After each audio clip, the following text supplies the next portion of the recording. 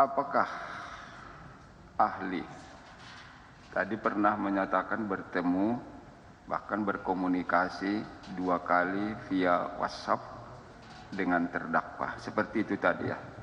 Menyangkut apa kira-kira? Apakah itu bagian dari asesmen atau observasi atau yang lainnya? Silakan. Koreksi sedikit majelis, saya belum pernah bertemu tatap muka seperti ini sama sekali. Baru kali ini. Baru kali ini kalau bertemu. Ya, silakan. Namun berkomunikasi melalui aplikasi WhatsApp sudah saya lakukan 2 kali. Baik.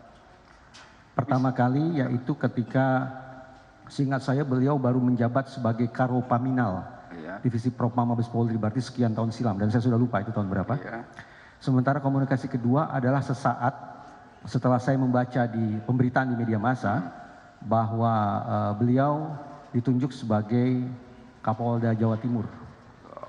Isi komunikasi WhatsApp saya kepada saudara terdakwa pada 2 kesempatan itu adalah komunikasi ketimuran majelis. Saya mengucapkan selamat.